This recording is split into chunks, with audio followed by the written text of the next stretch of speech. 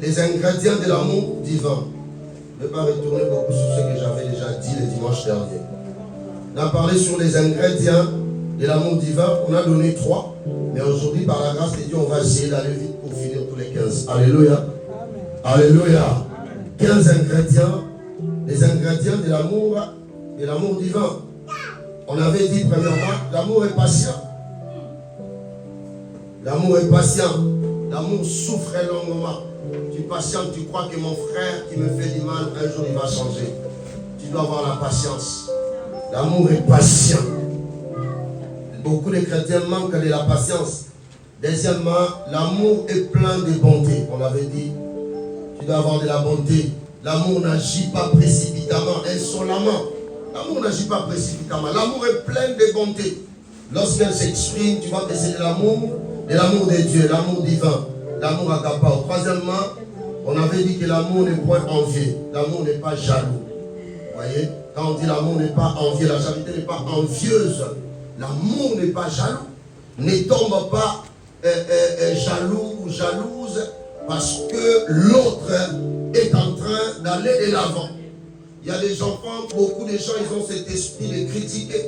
Même quand ils voient des bonnes choses dans l'autre, dans la vie de son frère, et que Dieu est en train de l'arroser, de faire du bien à ce bien-aimé. Mais on a toujours cet esprit-là de critiquer. De dire que voilà, ce qu'il fait là, bon, il le fait quand même, mais il fallait... Non, non, non. L'amour n'est pas jaloux. C'est une autre façon d'exprimer aussi la jalousie lorsque Dieu commence à bénir d'autres personnes. Même à l'église, lorsque Dieu commence à bénir l'un de vous, lorsque Dieu commence à visiter une famille, il commence à bénir l'un parmi vous, ne tombe pas dans la jalousie. Commence plutôt à célébrer ce que Dieu est en train de faire. Cela, c'est un signe que la main de Dieu est au milieu de vous. Dieu est en train de passer. Comme il ne s'est pas encore arrêté, même si tu es assis là-bas derrière, le panier est en train de circuler et ça arrivera jusqu'à toi. Alléluia. Alléluia. L'amour n'est pas jaloux. Tu dois apprendre à célébrer les bénédictions des autres personnes. J'avais dit ici que la bénédiction que tu célèbres, cette bénédiction viendra à toi. Ce que tu célèbres, tu loues Dieu pour ce qu'il est en train de faire dans la vie de l'autre, dans la vie de ta soeur, dans la vie de ton frère. La bénédiction que tu célèbres, cette bénédiction viendra à toi. 4e point. On avance, ça c'est les 3 points qu'on avait parlé le dimanche dernier. Maintenant, je vais progresser. 4e point, l'amour ne se vante point. Verset 4. La charité est patiente, elle est pleine de bonté, la charité n'est point enviée. La charité ou l'amour ne se vante point. L'amour ne se vante point. Les mots vante, c'est vanter, signifie tout simplement chanter sa propre gloire. Comme je l'ai dit au début. Chanter sa propre gloire. Dans le véritable amour, il y a une qualité qui s'efface. Vous voyez? Dans le véritable amour, il y a une qualité qui s'efface, qui est consciente de son propre manque de mérite. Et c'est que c'est ça, la charité ne se vante pas. Où vous voyez un frère, une soeur, à cause de ce que Dieu fait dans sa vie, il commence à se vanter, à chanter sa propre gloire. Non, la charité ne se vante pas. Ce n'est pas ta propre mérite, mais c'est la grâce de Dieu. Reconnais toujours la grâce de Dieu dans ta vie. Et rends gloire à Dieu pour tout ce que Dieu est en train de faire en toi. Ne vois pas comme si l'autre est maudit. À moi, chacun de nous, Dieu nous conduit tous, mais il ne nous conduit pas tous de la même façon. Alléluia. Chacun de nous, tel qu'on est là, a ses épreuves, a ses combats. Dieu sait, chacun de nous a sa destinée. Nous prions le même Dieu. Nous prions dans un même endroit, dans une même église, mais nous n'avons pas la même destinée. Mes combats ne peuvent pas être des combats. Peut-être que ma destinée est plus grande par rapport aux choses que je vais accomplir avec le Seigneur. Dieu est en train de me forcer, de forcer mon caractère, de travailler, de me préparer pour arriver là où lui, il est en train de me voir. La gloire, plutôt la charité, ne se vante pas. Ce n'est pas en mérite. Rends toujours gloire à Dieu pour ce que Dieu fait. Ne dérange pas ton frère, ne dérange pas ta soeur. Ne tombe pas dans le piège de te voir. C'est Lucifer. Lorsqu'il a vu la gloire qu'il avait, il a voulu élever son trône au-dessus du trône de Dieu. C'est là que Dieu l'a précipité. Il voulait s'inventer. Non, la gloire que j'ai, mais pourquoi l'autre peut être au-dessus de moi? Alors que moi aussi je suis glorieux. Je vais monter. Je vais prendre les gens autour de moi, d'autres anges, corrompre ceux qui sont autour de moi, et monter, faire même mettre mon trône au-dessus de son trône. Il voulait se vanter. Non, ne te vante pas, même quand Dieu te bénit. Ne viens pas embêter les gens. Reste humble. Reste humble. Ne te vante pas. Ce n'est pas ta propre mérite. Tu dois t'effacer. Il faut t'effacer. Celui qui aime vraiment ne se remet jamais du fait qu'il est. Il est aimé. Nous l'aimons parce qu'il nous a aimés. Il nous a aimés les premiers. Ne te vante pas parce que c'est la grâce. C'est l'amour de Dieu tout simplement. Tu es en train de t'arroser. Il est en train de faire. Ne te vante pas. Je ne veux pas voir des frères et sœurs ici tomber. Qui se vantent des choses. Par votre expression, rien que parler par les choses de dire, par votre façon d'être, vous pouvez se vanter. Non, restez humble. C'est ce que le cinquième point nous dit. L'amour ne s'enfle pas d'orgueil. Cinquième point.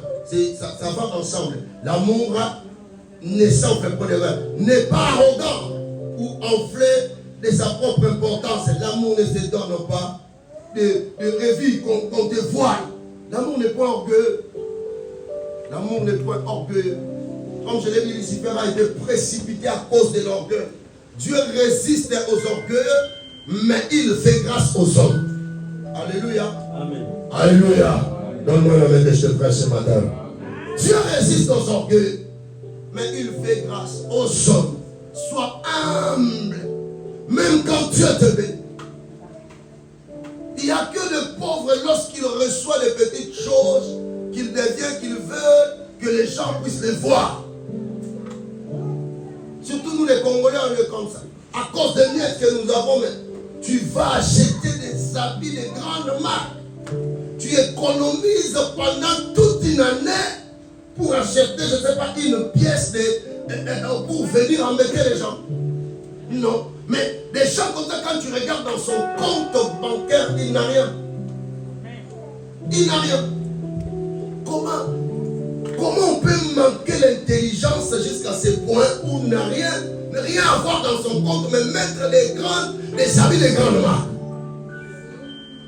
Comment on peut manquer de l'intelligence? Comment on peut manquer de la sagesse? Un homme de Dieu m'a dit, il connaît un blanc qui allait au travail avec la trottinette.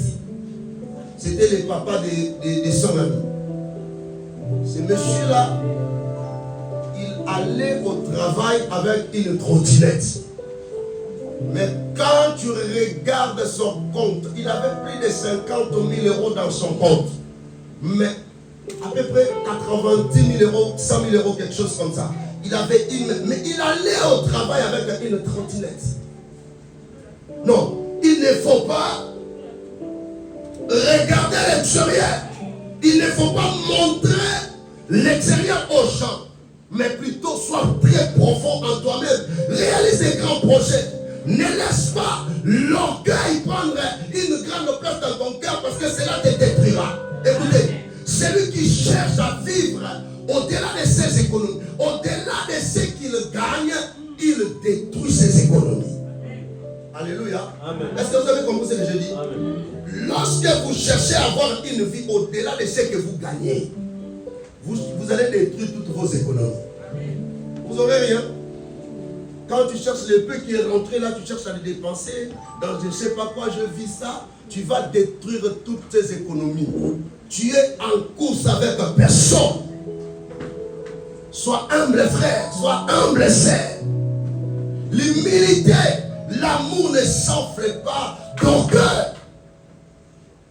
L'amour ne s'enfle pas d'orgueil. C'est cet amour que tu dois avoir. Sixièmement, les ingrédients de l'amour divin. L'amour ne fait rien de malhonnête.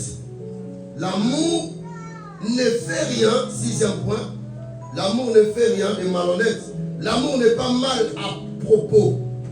Les meilleurs gentilshommes est l'homme qui connaît Christ. Celui qui connaît Christ, c'est lui-là, le meilleur gentil. C'est lui-là le meilleur gentilhomme. Parce que Christ, c'était un homme effacé. Il n'y avait pas de la malhonnêteté en lui. Et nous devons être à l'image, refait à l'image du Christ. Nous devons refléter Jésus dans ce monde. Nous ne devons pas avoir de la malhonnêteté en nous. Notre Seigneur Jésus était le meilleur gentilhomme. Il était le meilleur gentilhomme, gracieux, jamais maladroit ou déplaisant. Il n'était pas déplaisant. Ne sois jamais déplaisant parce que Christ habite en toi.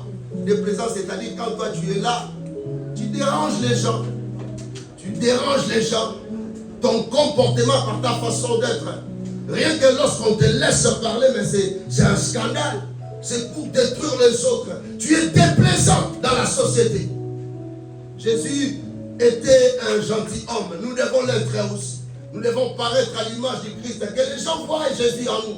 Qu'ils voient Christ en nous. L'amour n'est point malhonnête. Ne sois pas malhonnête. N'aie pas la malhonnêteté en toi. C'est-à-dire contrôlé par l'amour.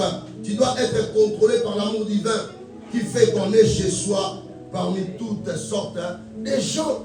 Quand tu es habité par l'amour, par Christ, partout où tu es, l'amour de Dieu en toi te fera accepter. Même quand tu n'es pas chez toi.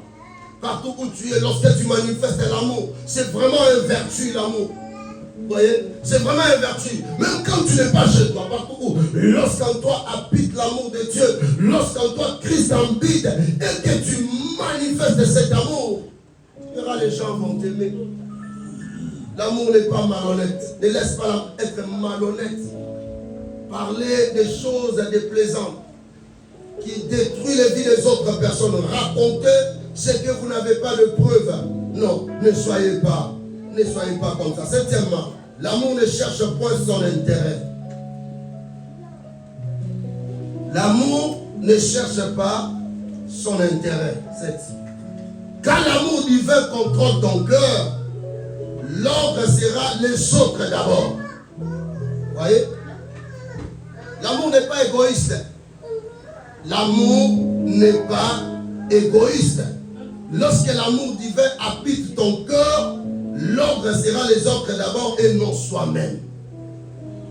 Les chrétiens aujourd'hui, on a du mal à partager. On devient, comme dit la Bible, dans les derniers temps, les gens deviendront très égoïstes. Mais l'amour divin est altruiste. L'amour divin ne regarde pas d'abord, moi d'abord, ses propres intérêts. L'ego, moi d'abord, les autres non, les autres après. Non. Dieu a donné sa vie pour nous, il ne s'est pas regardé. Il a dit, Seigneur, Père, c'est pour eux. Je fais accomplir ta volonté. C'est pour qu'ils soient sauvés. C'est pour qu'ils soient. L'amour ne cherche point son intérêt. Il ne cherche pas son intérêt. D'abord les autres, il cherche à servir les autres. L'amour n'insiste pas à ses droits.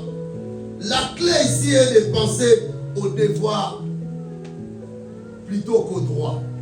De penser au devoir, c'est que toi tu dois faire. C'est que toi tu dois faire aux autres. Il t'est déjà arrivé de penser de faire du bien à quelqu'un. Il t'est déjà arrivé d'avoir une pensée pour ceux qui souffrent. Il t'est déjà arrivé de chercher à trouver un orphelin pour l'aider.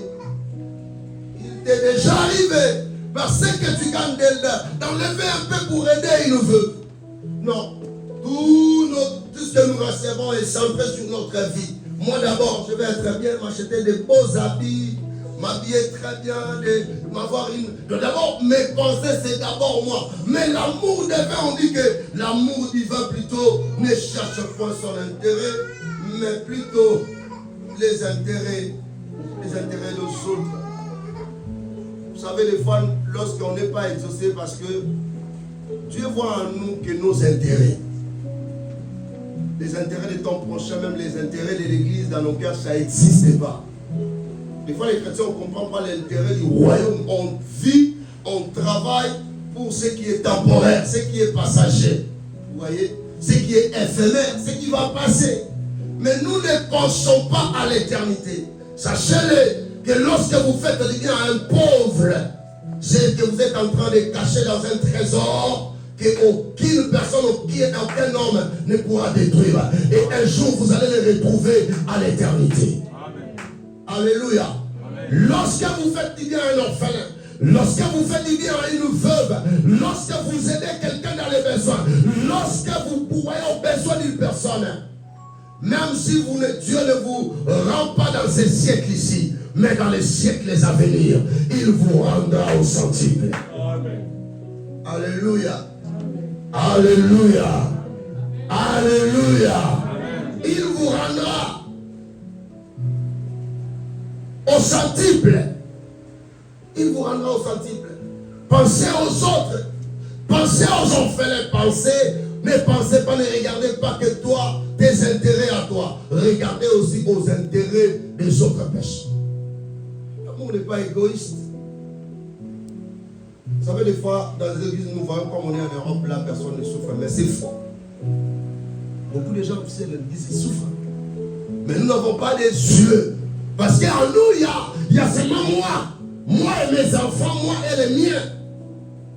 Mais nous n'avons pas les yeux des fois ouverts pour voir certaines personnes. Des fois, nous les pasteurs, nous voyons des choses où tu finis les cultes, tu penses peut-être, tu rentres comme ça, quelqu'un veut dire, pasteur, tel que je suis là, vraiment c'est terrible. Si tu ne fais pas quelque chose, tu vas faire quoi? Si tu en es, tu dois. Il y a des gens à l'église qui traversent des moments difficiles. Mais nous ne voyons pas. Mais comme nous n'avons pas des yeux, nos yeux sont tournés seulement vers mes besoins à moi. Moi d'abord, je vais être bien, je vais dormir bien, m'habiller bien, manger très bien. Et tout le monde ici à l'Europe peut travailler. Moi, c'est non, tu dois aussi voir l'amour divin et altruiste. L'amour divin regarde aussi autour de lui. L'amour divin a des yeux ouverts pour voir ce qui se passe autour de lui et aider aussi les personnes dans les besoins. Des fois, tu peux accepter de manquer et donner à une personne qui t'est dans la main. De rentrer comme ça, dit Seigneur, c'est tout ce que j'avais pour faire telle chose. Je voulais faire cela. Avec cet argent, je voulais faire telle chose. Mais quelqu'un s'est présenté. Il avait écouté. Tout ce que Dieu met dans nos mains, c'est là, ces principes, les chrétiens ne les comprennent pas. Tout ce que Dieu met dans nos mains, ce n'est pas forcément pour nous. Ce n'est pas forcément pour nous. Dieu, tu peux être un corbeau où Dieu donne de la viande pour amener tout simplement à Élie. Mais si toi tu ne comprends pas, tu vois la viande comme le corbeau aime beaucoup la viande. Lorsque Dieu lui avait amené, donné la viande pour donner à Élie une bonne viande, je suis très enflammé, je vais vraiment bien manger cette viande. Et manquer les bites auxquelles Dieu avait déposé cette viande dans tes mains. À chaque fois lorsque vous travaillez, par rapport à ce que vous gagnez tous les mois, vous remarquez un surplus. C'est comme ça que vous devez fonctionner comme des chrétiens. Il y a d'autres choses que Dieu te donne, ce n'est pas pour toi. Si tu ne comprends pas ça, tu vas bloquer, tu ne deviendras jamais une source. C'est-à-dire quoi? Une source, il donne toujours de l'eau pour les autres, mais lui-même, il ne manque jamais d'eau. Est-ce que vous avez compris? Alléluia. Oui, Abraham, Dieu a dit que je ferai de toi une source de bénédiction. Je ferai de toi une source de bénédiction. C'est ça le principe. Une source, il donne toujours de l'eau, mais lui-même, il ne manque jamais de l'eau.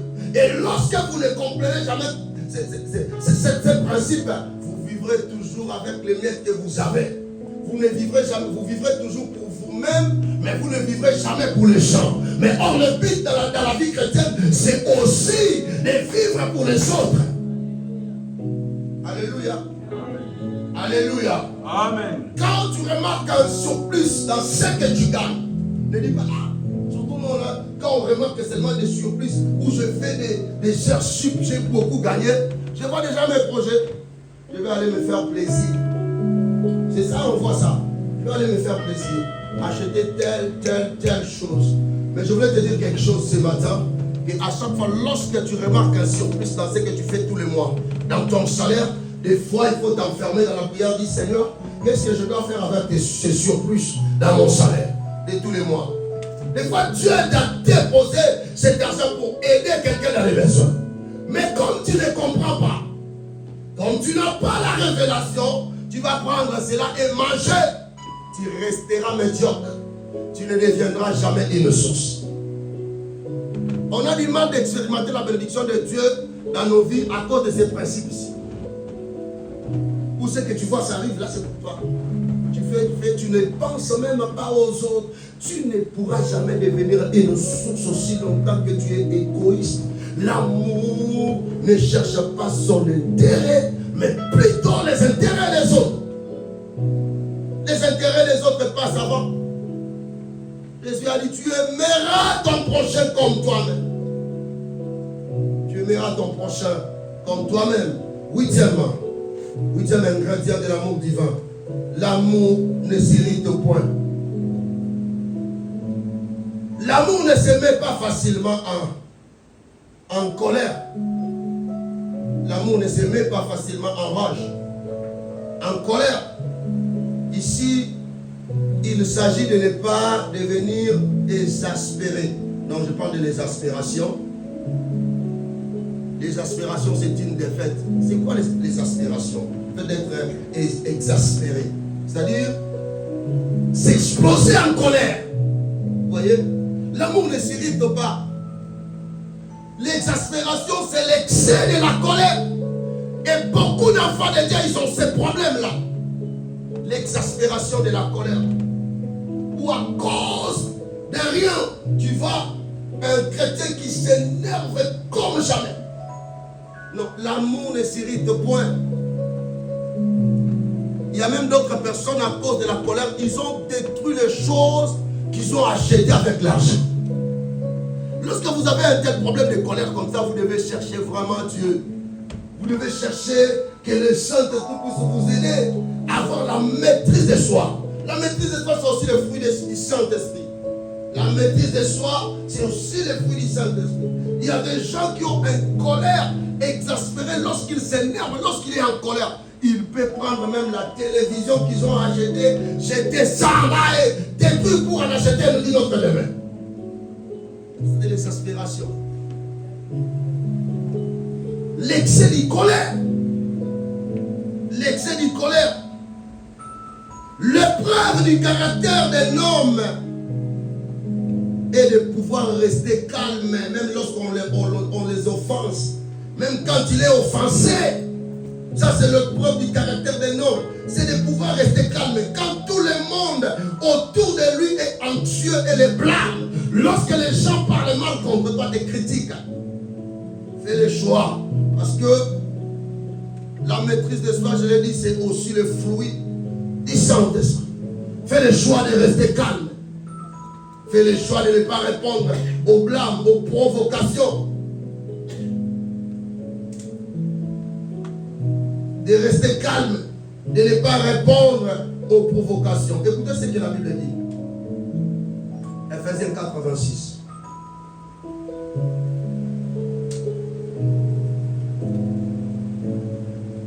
Si vous vous mettez en colère, ne péchez point. Est-ce que vous avez déjà lu ce verset? Si vous vous mettez en colère, ne péchez point. Que le soleil ne se couche pas sur votre colère. Combien de chrétiens dorment avec la colère? Lorsque tu dors avec la colère, c'est un péché. Un chrétien doit apprendre avant le coucher du soleil, déjà avoir réparé ses problèmes. Ne pas dormir, aller au lit sous la colère. Ne pas aller au lit sous la colère. Tu dois contrôler tes impulsions. Tu dois te contrôler. Ne pas laisser la colère prendre la place jusqu'à ta exaspération. Combien de gens ont détruit leur vie à cause de la colère?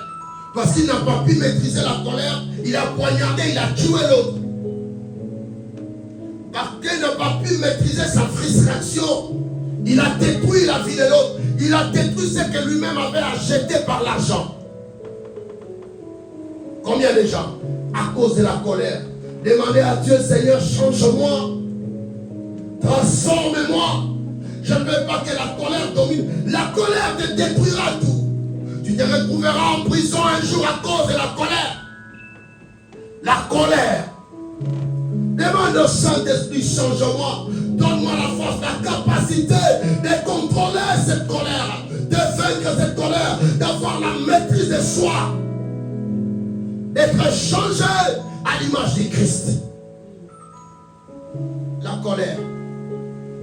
colère te détruira. Ne laisse pas la colère détruire et prendre le dessus sur ta vie. Ne dors pas sous la colère. Combien de couples dorment sous la colère? Ou l'autre dort là-bas, on est en colère. Combien de gens au boulot, depuis que tu t'es fâché contre eux, que tu n'as jamais pardonné? Quand vous vous rencontrez au travail, toi tu passes là-bas, lui il passe de l'autre côté. La colère, quand tu le vois venir vers toi, tu as envie de lui faire du mal. Ça, c'est un démon qui t'habite. Quelqu'un que quand tu le vois venir en face, tu sens que tu dois lui faire du mal. La colère. On dit que l'amour ne s'irrite point. L'amour ne s'irrite point. Quand l'amour divin habite ton cœur, tu trouveras une place pour pardonner, pour ne pas laisser la colère contrôler ta vie, te détruire ta vie, détruire tout ce que tu as. 9e ingrédient d'amour. D'amour divin. L'amour ne soupçonne pas le mal. L'amour ne soupçonne pas le mal. Ne prend pas compte du mal qui lui a... Je voulais le dire comme ça. L'amour ne prend pas compte du mal qu'on lui a été fait. Nous voulons être chrétiens, mais on est loin du principe de la vie chrétienne. Mais c'est triste, c'est dommage parce que de voir les chrétiens, on a fait tant d'années dans la vie chrétienne, mais on ne grandit pas. Ça, c'est vraiment des choses élémentaires que je suis en train de vous dire. L'amour ne prend pas compte du mal qui lui a été fait. Quand tu as encore l'esprit de vengeance, tu es encore loin de cette vie, de ces renouvellements. Vous voyez, ça ne prend pas compte du mal qui lui a été fait. L'idée ici est de ne pas garder compte de tout le mal, de tous les maux, de façon à ne pas les oublier. Ce que je veux dire ici, c'est quoi? C'est que quand on te fait du mal, il y a des gens, le mal là, il l'a toujours. Même quand il dit que j'ai pardonné, il n'a pas pardonné. Je vais te montrer que ce que tu dis que tu as pardonné, que tu n'as pas pardonné, et à chaque fois lorsque tu évoques ces problèmes, tu as toujours des émotions comme si on vient de te faire ça ailleurs.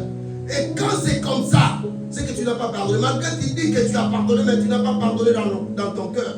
Il y a des gens, quand il dit que j'ai pardonné. Mais lorsque seulement il évoque ces problèmes, il parle de ces problèmes, tu sens que cette personne-là n'a pas pardonné. Il n'a pas pardonné. Parce que quand il parle du sang, en lui, même son sang déjà, il est vraiment très émotif. Tu n'as pas pardonné. Tu dois avoir la capacité, quand on te fait du mal, de les oublier. Bah, on dit oublier. C'est Dieu oublie.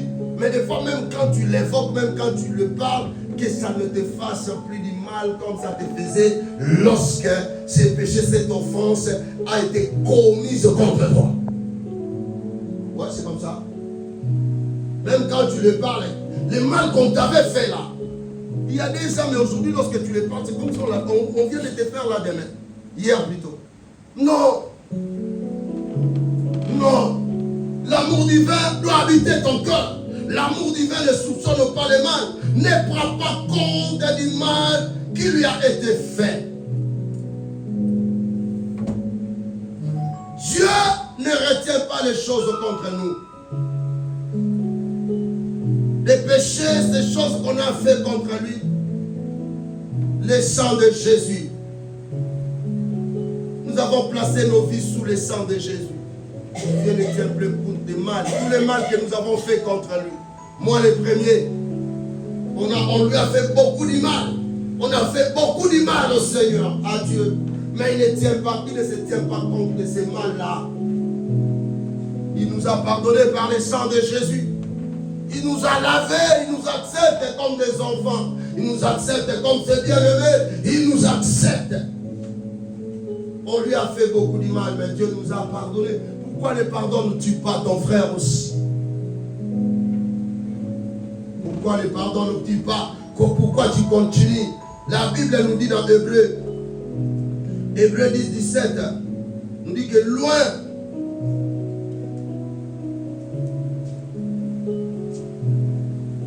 Hébreu 10, 17, on va lire.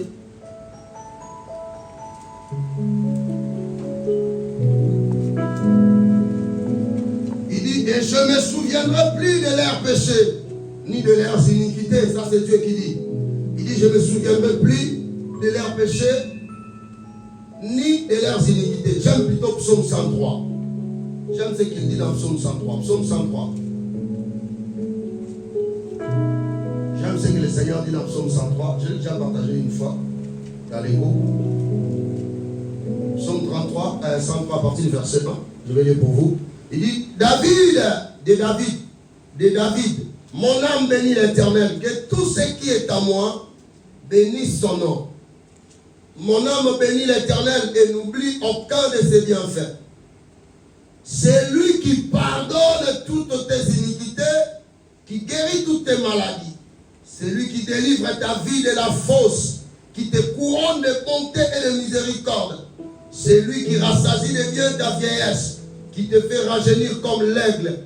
L'Éternel fait justice et il fait droit à tous les opprimés. Il a manifesté ses voies à Moïse et ses œuvres aux enfants d'Israël. L'Éternel est miséricordieux et compatissant. Là, la colère est riche en bonté. Il ne conteste pas sans cesse. Il ne garde pas sa colère à toujours. Vous voyez, il ne garde pas sa colère à toujours. Il ne nous traite pas selon nos péchés. Il ne nous punit pas selon nos iniquités. Mais autant, écoutez ce que le verset 11 dit. Mais il dit, mais autant les cieux sont élevés au-dessus de la terre, autant sa bonté est grande pour ceux qui les craignent. Autant, le verset 12, autant l'Orient est éloigné de l'Occident, autant il éloigne de nous nos transgressions. Il éloigne de nous nos péchés. Comme un père a compassion de ses enfants, l'Éternel a compassion de ceux qui les craignent. Car il sait de quoi nous sommes formés. Il se souvient que nous sommes poussière. Alléluia. Amen. Alléluia. Amen. Autant l'Orient est éloigné de l'Occident, autant il éloigne de nous nos péchés. Dieu éloigne nos péchés de nous, il oublie, il les efface. Peu importe ce que tu as fait, il les efface, il l'éloigne de nous, il nous accorde le salut, il nous accorde le pardon. Mais pourquoi ne le faites pas aussi avec ton frère? L'amour ne soupçonne pas le mal. Ne soupçonne jamais le mal que tu n'as pas vu. Ne soupçonne jamais ton frère. Ne soupçonne jamais. Mais l'amour ne tient pas compte de toutes choses. Tu dois vivre dans l'amour. L'amour divin doit remplir ton cœur. 10e point. L'amour se réjouit de la vérité et non de l'injustice. L'amour se réjouit de la vérité et non de l'injustice. L'amour se réjouit de la vérité et non de l'injustice. L'amour et le péché. L'amour n'est jamais heureux quand d'autres font le mal. Vous voyez? L'amour n'est jamais heureux. Ne chante pas le mal des autres. Tu ne dois jamais être heureux lorsque ton frère marche dans le péché. Quand le mal des autres sort, quand d'autres tombent dans le mal, ne sois jamais heureux. Cela va être un sujet de prière pour toi. Alléluia. L'amour n'est jamais heureux quand d'autres font le mal, mais se réjouit plutôt toujours de la bonté des autres. L'amour ne se réjouit jamais du mal. Ne se réjouit jamais du mal. Quand l'autre ne marche pas bien, lui, nous, ça devient notre sujet au téléphone de parler, regarde, tu vois la vie qui mène maintenant. Non. L'amour ne se réjouit jamais du péché. Mais l'amour se réjouit de la vérité. 11e, l'amour se réjouit de la vérité, comme je l'ai dit. Quand la vérité est la dernière chose que vous voulez entendre, l'amour s'en réjouit. Et assez brave pour la recevoir. Des fois, dans la vie, il faut aimer la vérité. L'amour se réjouit de la vérité. Bien aimé, ne soyez pas hypocrite. Ne vivez pas un amour rempli d'hypocrisie. Non. L'amour se réjouit de la vérité. Des fois, nous les chrétiens, on a du mal d'accepter la vérité. Quand on nous dit quelque chose qui est vrai, on a du mal. On a du mal de l'accepter. Mais quand c'est la vérité, tu rentres en toi-même, tu dis que c'est bien aimé d'ici, c'est la vérité. Confesse. Demande pardon. Amène la lumière. Chasse ces ténèbres en toi qui t'empêchent d'avancer avec le Seigneur. L'amour se réjouit. Se réjouit de la vérité. La vérité. Apprends à dire la vérité à ton frère, à ta soeur. Ne sois pas hypocrite. Ou derrière la personne, tu dis des choses, mais en face de lui, tu souris. Il y a des chrétiens comme ça. Ou en face de la personne, on lui dit des choses, des bonnes choses. Mais quand il est derrière, après, il commence à parler. Non, l'amour se réjouit de la vérité. Tu dois être verdict. Tu dois être vrai. C'est très important. 12e ingrédient de l'amour. L'amour excuse tout. Matthieu 18, 21 à 22. Mais à la maison, vous pouvez lire Matthieu 18, 21 jusqu'à 35. Mais je vais lire seulement Matthieu. Je vais aller vraiment rapide pour finir. Matthieu 18, 21 à 22. Alors Pierre s'approcha de lui et dit, Seigneur, combien de fois pardonnerai-je à mon frère lorsqu'il péchera contre moi? Sera-ce jusqu'à 7 fois? Jésus lui dit, je ne te dis pas jusqu'à 7 fois, mais jusqu'à 70 jusqu'à 70 fois 7. Voyez, on dit que l'amour excuse tout. Il n'y a pas de plus grand péché que tu ne puisses pas pardonner. Ça n'existe pas. Pierre a demandé à Jésus combien de fois je dois pardonner mon prochain, celui qui m'a fait du mal. Il dit jusqu'à 77 fois 7. C'est que tu ne peux pas calculer, tu dois pardonner jusqu'à l'infini. Alléluia. Qui est cette personne qui peut te faire du mal dans une seule journée 7 fois? Ça n'existe pas ça. Une telle personne, elle n'existe pas. Mais Jésus voulait tout simplement dire que tu dois pardonner jusqu'à l'infini. Tu dois excuser le mal qu'on t'a fait. Tu ne dois pas vivre dans la haine. Tu ne dois pas avoir en toi l'esprit de vengeance. Mais tu dois libérer ton cœur. Pardonner ceux qui t'ont fait du mal. Combien de chrétiens ont quitté la plupart des églises parce qu'ils ne sont pas capables de pardonner les gens qui ont parlé mal d'eux? Combien ont quitté les églises?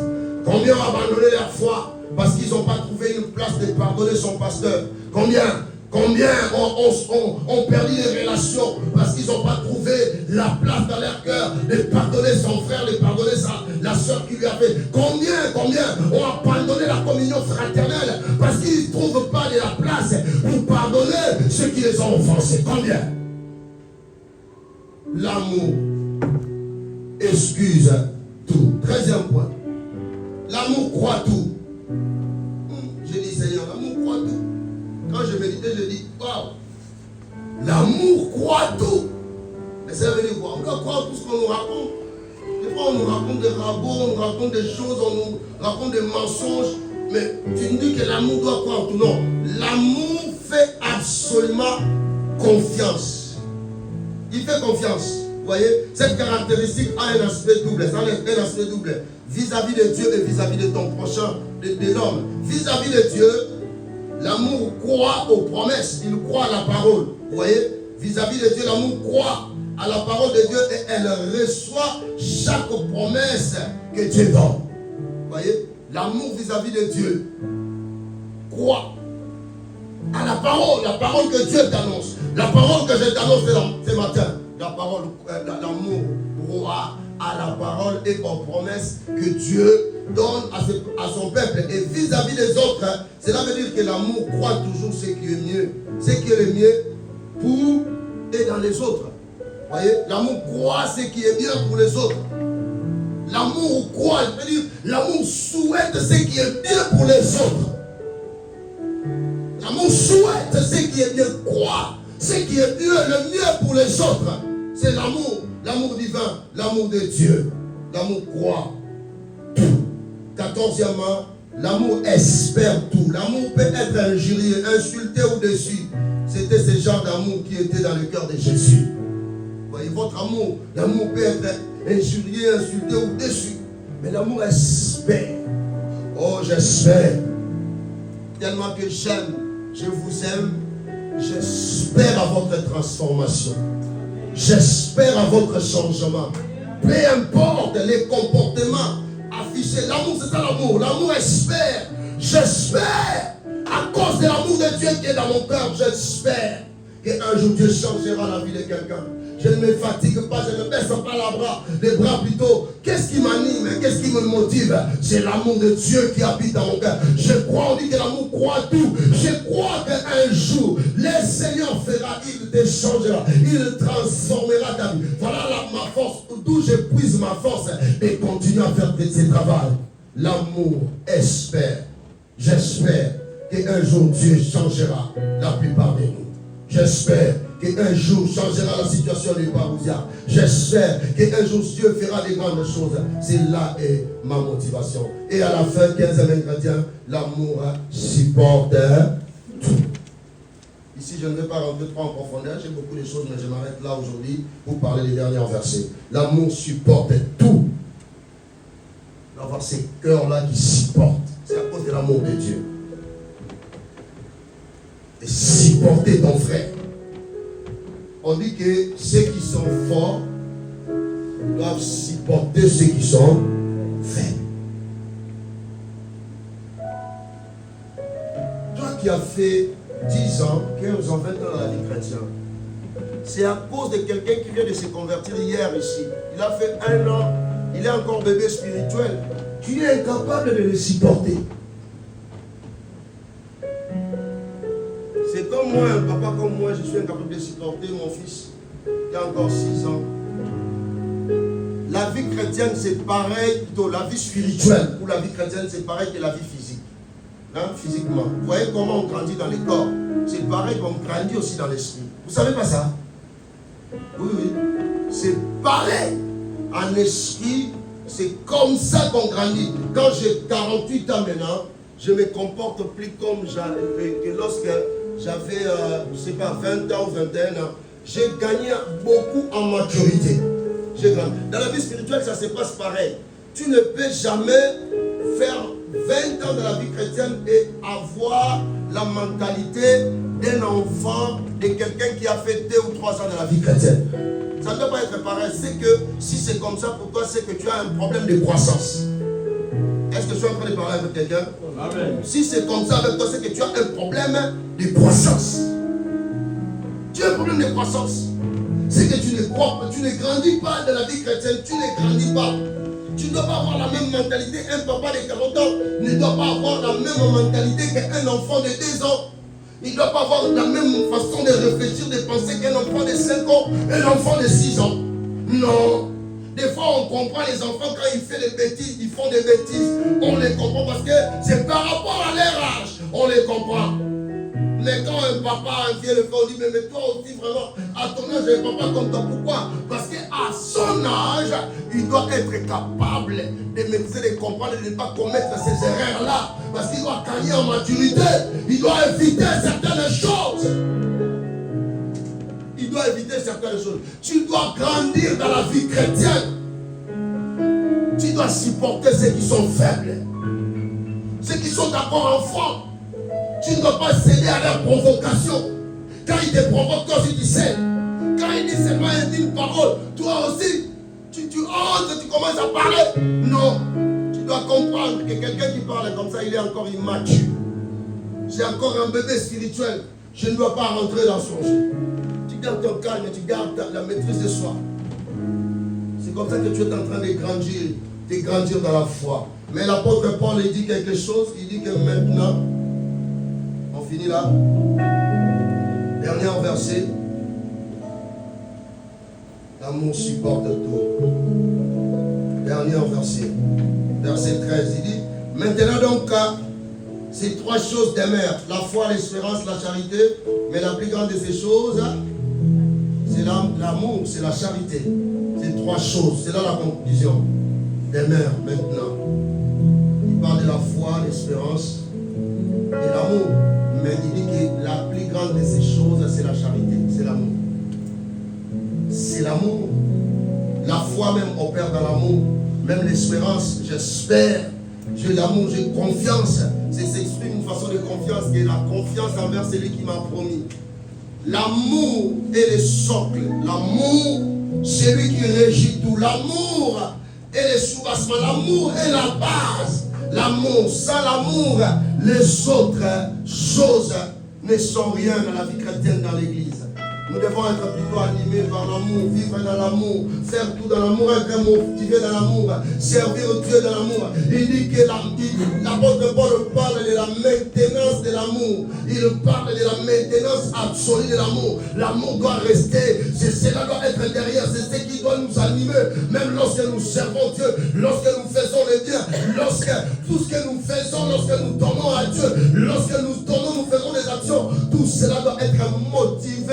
Tout cela doit être conduit, tout cela doit être dirigé, doit avoir comme base l'amour. L'amour de Dieu doit habiter nos cœurs. L'amour divin doit remplir nos cœurs. L'agapao, l'amour de Dieu, l'amour sacrificiel, l'amour inconditionnel, cet amour de Dieu. Je prie ce matin que l'amour de Dieu remplisse cette église. Je prie ce matin que l'amour de Dieu remplisse ton cœur envers ton frère, envers ta soeur, envers tes enfants, envers ton mari. Je prie que l'amour de Dieu remplisse les cœurs d'une personne ce matin, envers son église, envers son pasteur, envers sa soeur, envers son frère. Cet amour divin, accapare, soit et reste, soit maintenu dans nos cœurs ce matin, dans le nom de Jésus. Amen. Lève-toi là où tu es, on va prier. Je t'aime, mon âme.